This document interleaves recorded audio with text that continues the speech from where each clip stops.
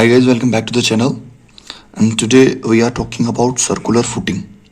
In circular footing we are talking about circular footing bar bending schedule.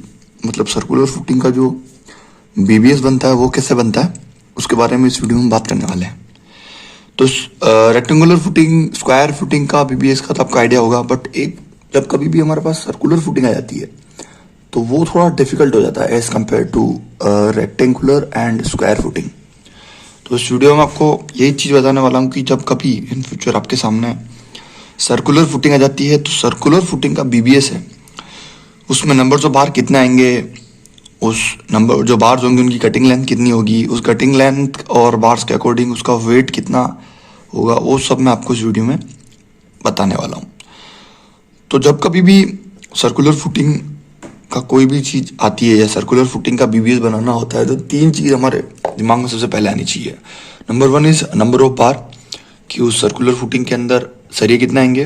Number two is cutting length, जो bars हम लगा रहे हैं उन एवरी सिंगल बार्स की जो लेंथ होगी वो कितनी होगी, क्योंकि सर्कुलर फुटिंग का जो रेनफोर्समेंट होता है वो कुछ इस तरह से होता है तो उनकी जो लेंथ है वो कम होती जाती है, देन ये ज़्यादा होती है, फिर इस तरीके से इस साइड भी कम होती जाती है, इसलिए उसकी कटिंग लेंथ में चेंज आता रहता है.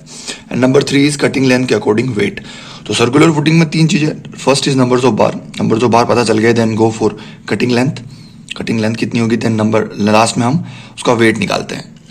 तो सर्कुलर फुटिंग में ये तीनों चीज़ें अगर हमें निकालनी है तो सबसे पहले जो चीज़ हमें पता होनी चाहिए वो होनी चाहिए उसका डाया. वो आपको गिवन होगा ड्राइंग में कि सर्कुलर फुटिंग का डाया कितना. फॉर एग्जांपल ये जो मैं आपको सर्कुलर फुटिंग का बीबीएस बनाने जा रहा हूँ, इसका डाया है 4 मीटर और उनके बीच की स्पेसिंग इन्होंने दी है 200 mm, 200 mm. तो बस दो चीज़ चाहिए होती है, उसके बाद आपको नंबर जो बार मिल जाएंगे, कटिंग लेंथ मिल जाएगी, वेट मिल जाएगा. तो डाया दे रखा है 4 मीटर का, मतलब ये जो सेंटर वाला जो सबसे जो सेंटर में सरिया आएगा वो 4 मीटर का आएगा. ये तो क्लियर हो गया, ये आपको गिवन होगा. तो बस डाया अगर दे रखा है 4 मीटर का, स्पेसिंग दे रखी 200 mm की, तो इन दोनों से आप क्या चीज़ निकाल सकते हो, numbers of bar. Numbers of बार कैसे निकालते हैं? अच्छा, रेक्टेंगुलर फुटिंग में और स्क्वायर के अंदर तरीका अलग होता है नंबर्स ऑफ बार निकालने का, और सर्कुलर फुटिंग के अंदर तरीका अलग होता है. सर्कुलर फुटिंग के अंदर नंबर्स ऑफ बार निकल, स्टेप वन नंबर्स ऑफ बार निकालने का फॉर्मूला होता है डाया अपॉन स्पेसिंग -1. स्क्वायर और रेक्टेंगुलर फुटिंग में +1 आता है. इसके अंदर जो स्टेप वन है वो होगी डाया अपॉन स्पेसिंग -1. तो डाया 4 मीटर था, स्पेसिंग 200 mm थी, मीटर में कन्वर्ट किया -1, तो कितने नंबर्स ऑफ बार्स निकल के आ गए, 19.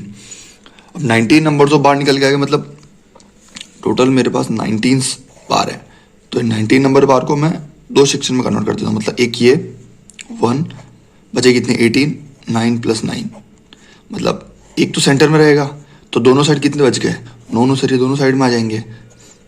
तो इस तरीके से 19 नंबर्स ऑफ बार आ गए. तो इस सेंटर वाले सरिये की कटिंग लेंथ तो हमें पता है 4 मीटर है, इनकी नहीं पता.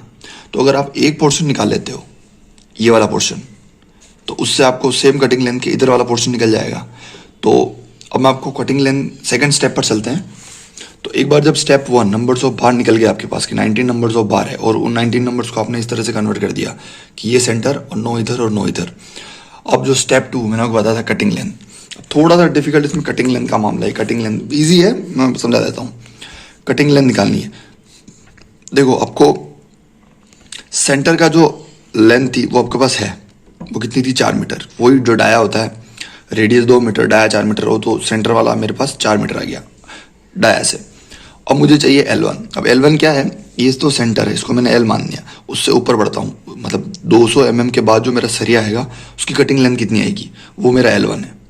मतलब ये मेरा फर्स्ट सरिया है डायमीटर के अकॉर्डिंग, उसके बाद ये 200 mm की मेरी स्पेसिंग है यहाँ 200 mm, उसके बाद ये जो सरिया आएगा. अब क्योंकि ये थोड़ा सा बेंड है, क्योंकि सर्कुलर फुटिंग है, तो उसकी कटिंग लेंथ कितनी होगी वो मुझे निकालनी है.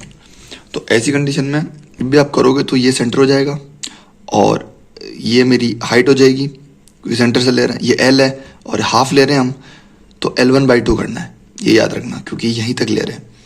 H हमें हमेशा गिवन होगी. यहाँ से जो पहला आएगा वो कितना हो जाएगा 200 mm, और जब मैं L2 निकालूंगा तो यहाँ से L2 कितना हो जाएगा 400. जब L3 निकालूंगा तो यहाँ से L3 कितना हो जाएगा 600, L4 कितना हो जाएगा 800. Then 1 meter. इस तरीके से सेंटर ही पकड़ के चलना है जब भी आपको हाइट निकालनी होगी। तो रेडियस मुझे चाहिए होगी और L1/2 यहाँ है, यहाँ बढ़ूंगा तो L2/2 हो जाएगा, आगे बढ़ूंगा तो L3/2 हो जाएगा। मतलब ये कॉन्सेप्ट याद रख लो, H रेडियस, जब L से L1/2 ऊपर आओगे L2/2, H 200 से 400 हो जाएगा। रेडियस इज ऑलवेज सेम, यही रहेगी रेडियस।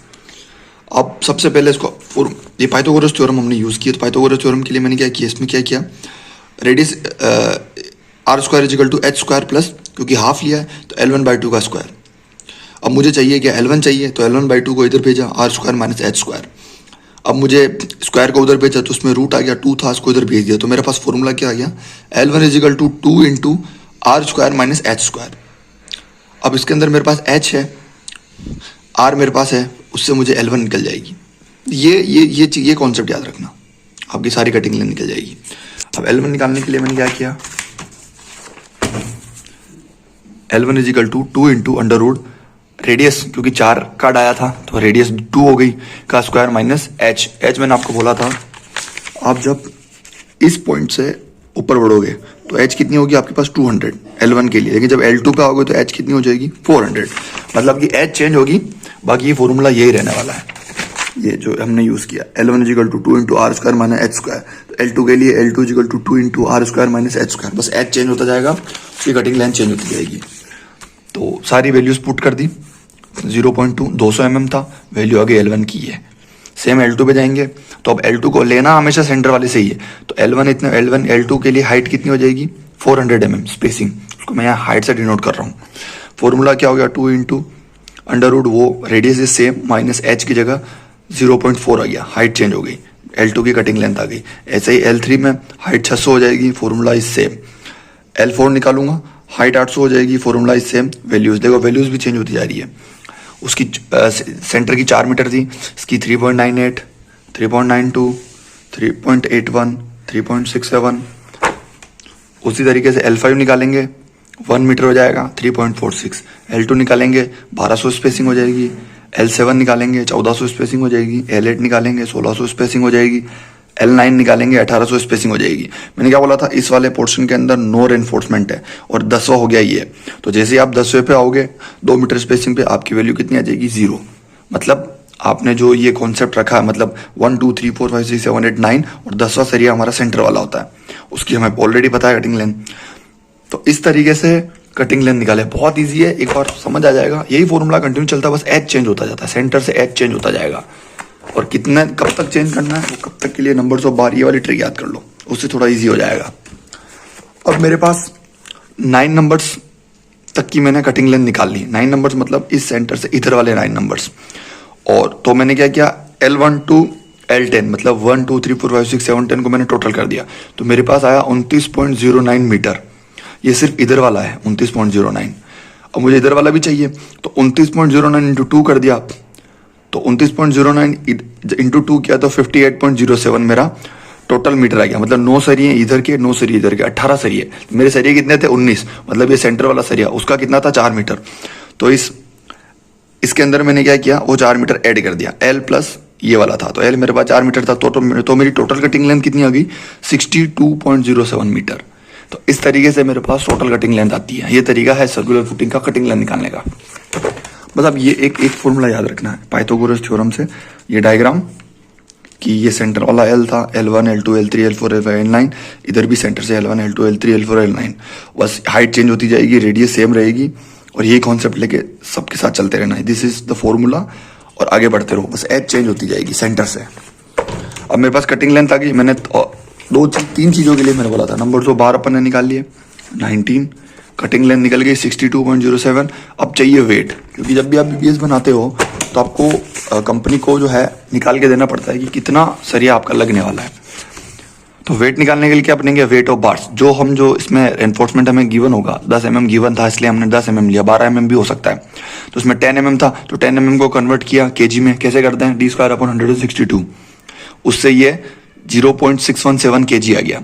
तो 0.61 kg आ गया। अब cutting length into weight, cutting length कितनी थी 62.0 इंटू वेट किया, तो मेरे पास कितना वेट आ गया 38.29 kg। मतलब एक सरिये का इतना किलो है, तो टोटल कटिंग लेंथ इतना है, उसको इससे मल्टीप्लाई करूंगा तो इतना केजी आ गया। आई होप स्टेप 3 भी आपको समझ में आ गई होगी। एक बार आपको सिंपल ट्रिक समझा देता हूँ मैं आपको। Numbers of bar, step 1 numbers of bar, dia upon spacing -1 +1 गलती से लिख दिया होगा मैंने यहाँ, dia upon spacing -1। Number 2 cutting length, cutting length के पास लिए हमारे पास फॉर्मूला था L1 = 2 × r² - h²। एच आपका हर बार चेंज होता जाएगा। Number 3 total weight, d²/162। जो भी डाया आपको ड्राइंग में गिवन होगा 10 mm 12 mm, पहले उसको केजी में कन्वर्ट कर दो, सिंगल से रहिएगा, फिर उसको जो टोटल कटिंग है उससे मल्टीप्लाई कर दो। तो इस तरीके से हमारा BBS तैयार हो जाता है। I hope circular cutting length, circular footing का जो BBS इस वीडियो में मैंने समझाने की कोशिश की आपको समझ में आया होगा। And if you like the video press the like button, and if you don't press the unlike button. और भी ऐसी कोई क्वेरी आप जानना चाहते हो, कोई भी चीज़ जो मैं आपको बता सकूं, जिसमें मैं आपकी हेल्प कर सकूं, आप मुझे कमेंट करके बता सकते हैं। Thank you so much.